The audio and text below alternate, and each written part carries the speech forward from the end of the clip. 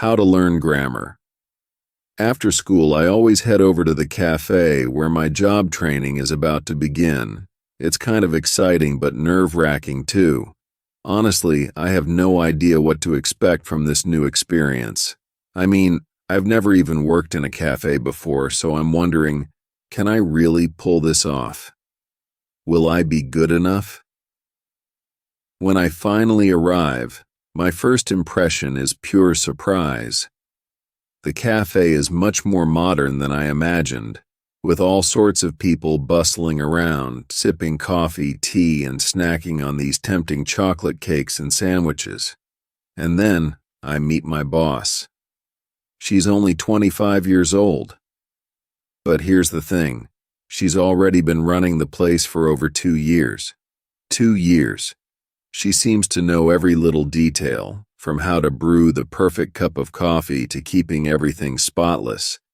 And she's great at dealing with customers, always with a smile. She wastes no time showing me the ropes.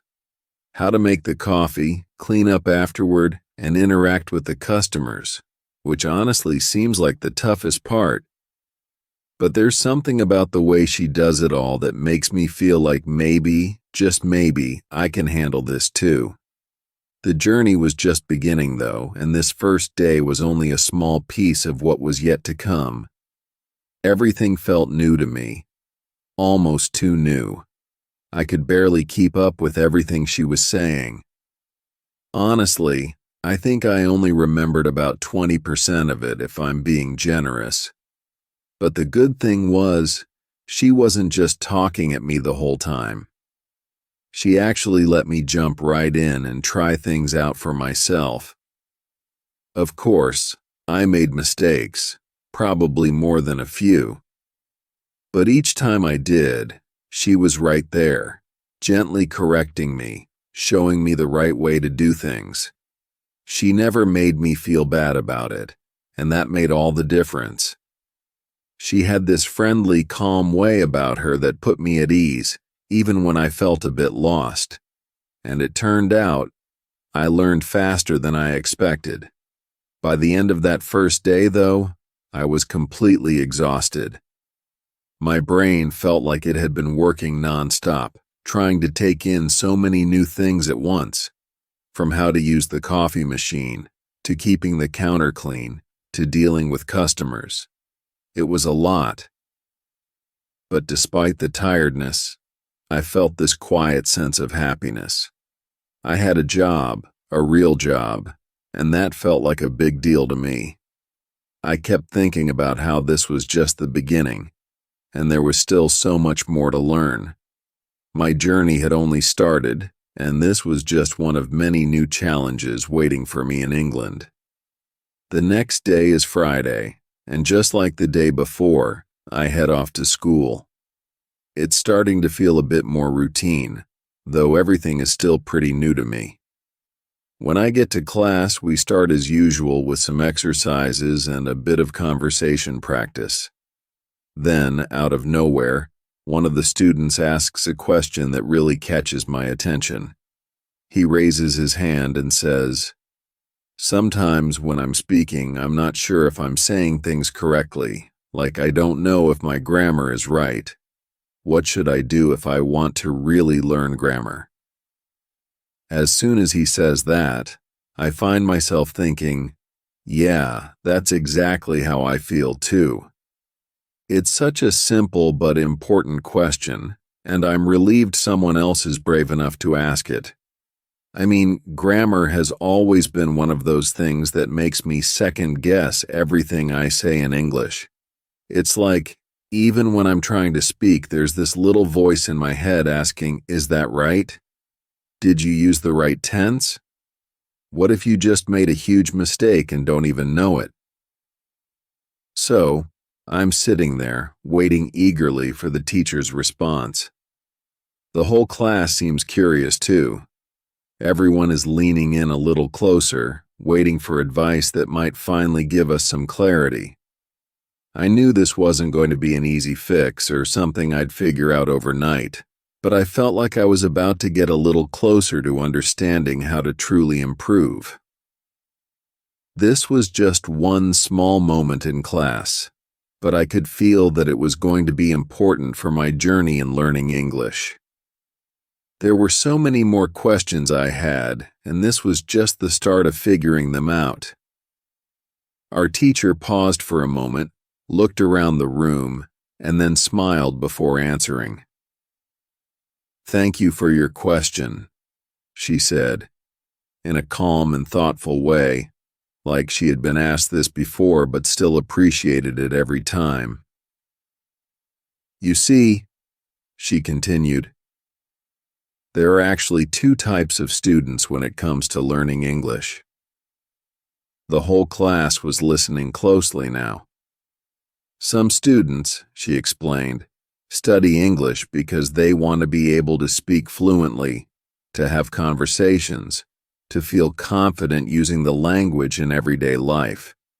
They want to communicate naturally, not just know the rules." Then, she went on, "there are other students who study English because they need to pass an exam. Maybe they need to get a certificate." It made me realize that maybe I'd been trying to do a bit of both without really knowing which approach worked best for me. I wasn't the only one thinking this either. I could see a few other students nodding their heads, probably having the same thoughts as me.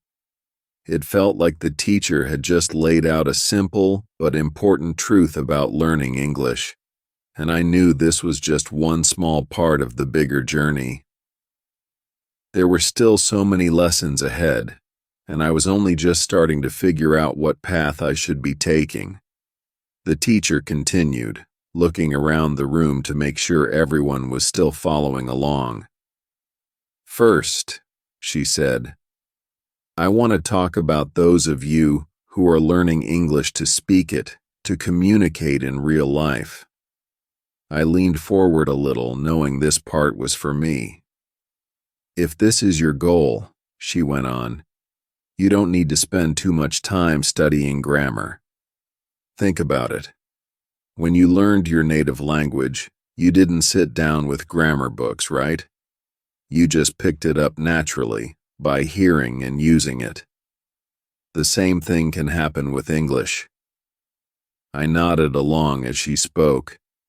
It made sense. I had always felt a bit overwhelmed by all the grammar rules, but maybe I didn't need to stress about them so much. "One of the best ways to learn grammar naturally," she said, "is through reading. When you read books, you see good grammar in action, in the context of a whole sentence.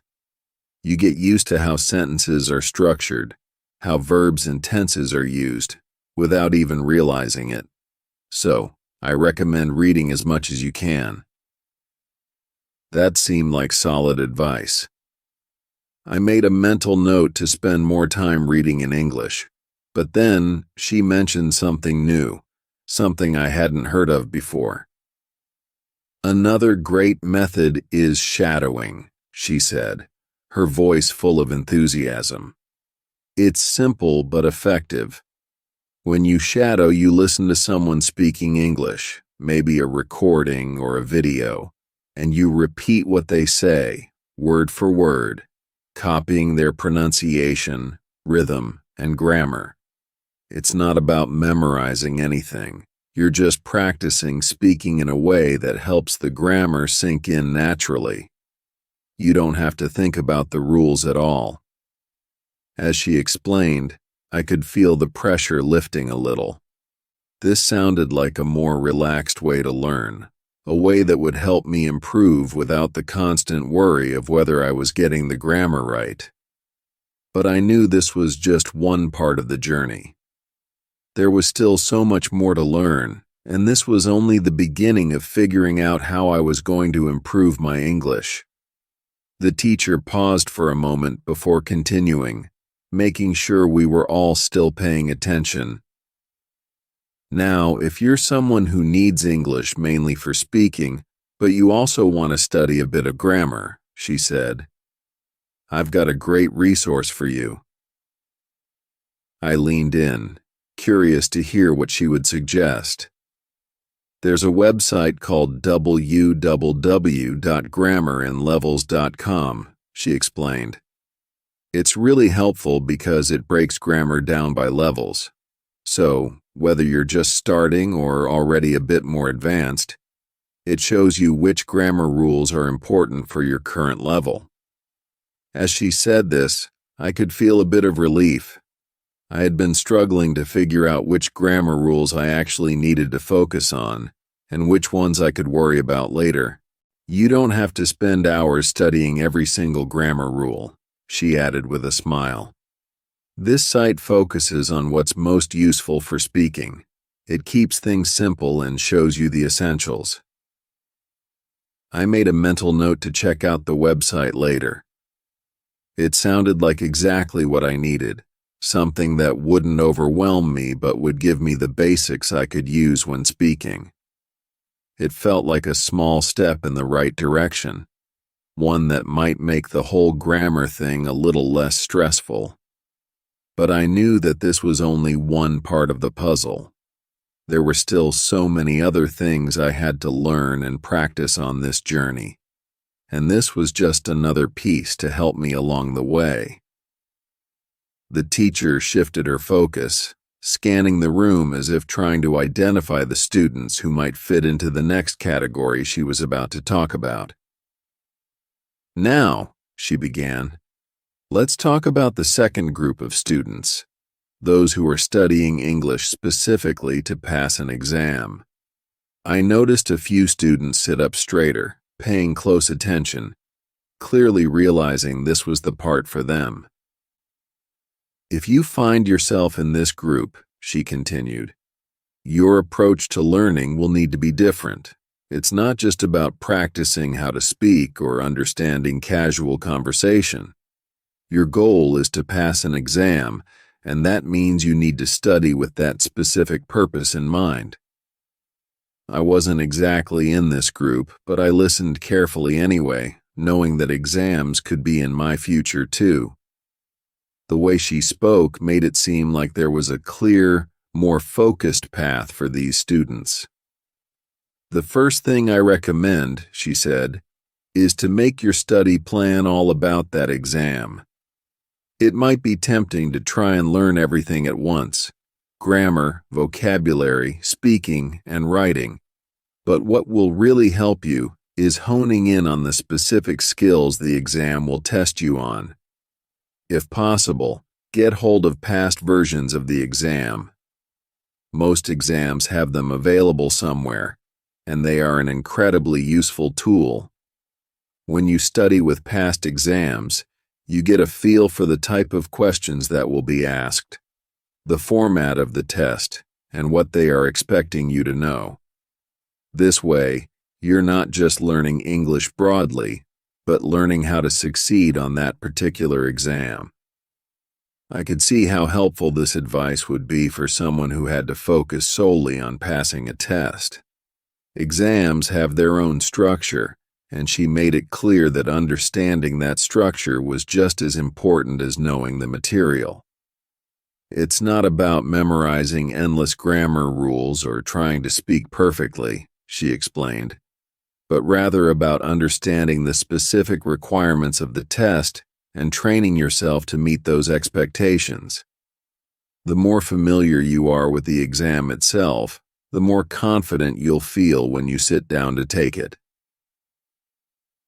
She made it sound so logical and straightforward.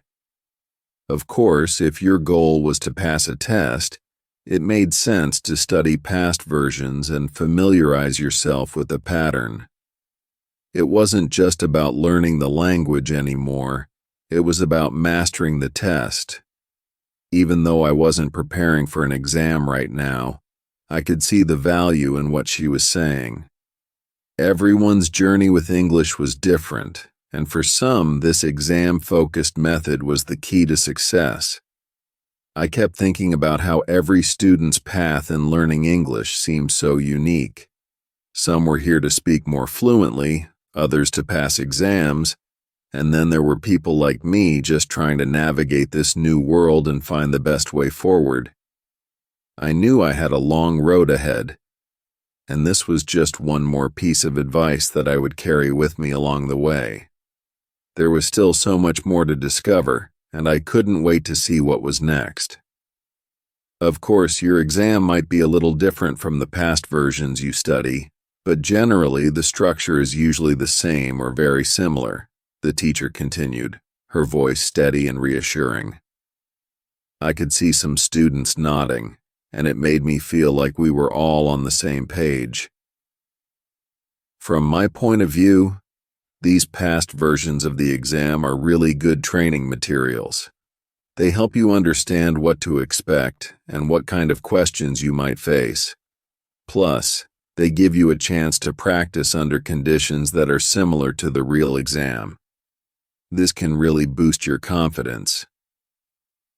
She paused for a moment, looking at each of us, making sure we were all following along.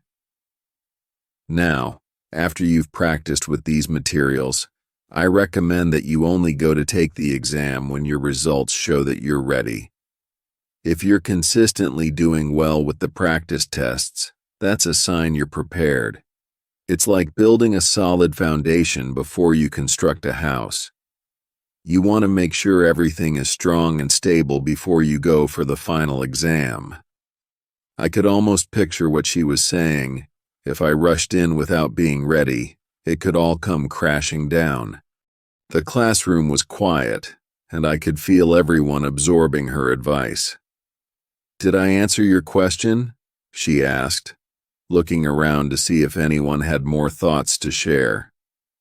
I realized how much I appreciated her guidance. It wasn't just about learning English. It was about understanding how to prepare for the challenges that lay ahead. Each piece of advice felt like a stepping stone, guiding us through this journey. As I sat there, I thought about my own path. I wasn't focused on an exam just yet, but I knew that one day I might be. I wondered if I would remember all these tips when that time came. It was comforting to know that even though I was still figuring things out, there were clear steps I could take to prepare myself for the future. I was beginning to see that learning English wasn't just about studying. It was also about building confidence and knowing how to approach each challenge. There were still many lessons to learn and experiences to have, and I was eager to see where this journey would take me next. "Yes, thank you," the student replied, a smile spreading across his face. It was clear that he felt relieved. I couldn't help but feel happy for him. This was good news for all of us, really. I leaned back in my chair, thinking about my own experience. I've never been a fan of studying grammar. In fact, the idea of it always felt a bit heavy and dull to me. I was here to learn English so I could speak it confidently, not just to pass some exam that wasn't even on my radar. The thought of diving deep into grammar rules made me feel uneasy. But now I felt a bit lighter knowing that wasn't necessary for everyone. I loved the idea of learning through reading instead. Books were my escape, my adventure, and they could also teach me the grammar I needed without the boring drills. I imagined curling up with a good novel, losing myself in the story, and picking up the language naturally along the way. It felt so much better than memorizing lists of rules. After the lesson wrapped up, I decided to check out the website that the teacher mentioned earlier, www.grammarinlevels.com. I was curious to see if it lived up to the hype. When I got there, I was pleasantly surprised. The website looked really nice and organized. It had clear sections, and I could see that they offered grammar rules with examples tailored for each level. That was exactly what I needed. The site was divided into 3 levels based on vocabulary: 1,000, 2,000, and 3,000 words. I quickly realized I could start at the 1,000 word section, where everything felt comfortable and manageable. The examples were straightforward, making it easy to understand how to use the grammar in context. I spent some time exploring, feeling more excited with each click. This was exactly what I had been looking for, a way to learn grammar naturally, without feeling overwhelmed. I could learn at my own pace, and that felt empowering. I kept thinking about how this journey was unfolding for me. Each new tool, like this website, was a little treasure that could help me along the way. I was eager to dive into reading more, exploring the website further, and of course, continuing to improve my speaking skills. There was still so much to discover, and I was ready for it all.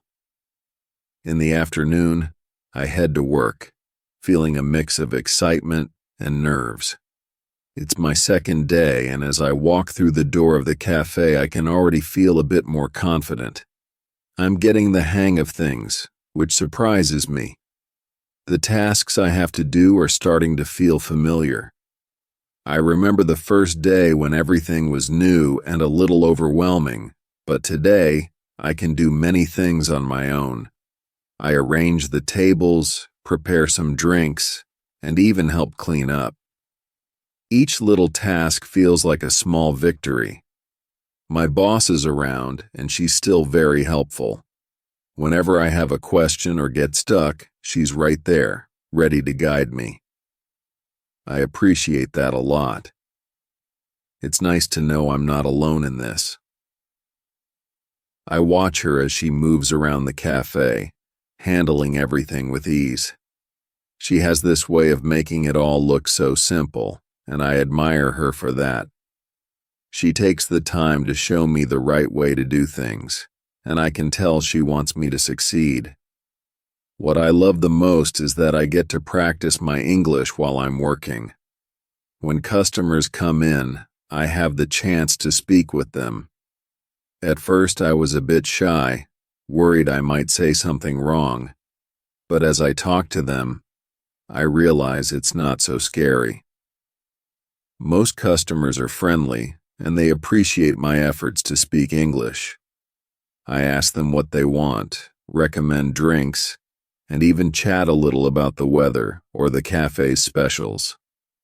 Each conversation helps me learn new words and phrases, and I feel a sense of accomplishment with each interaction.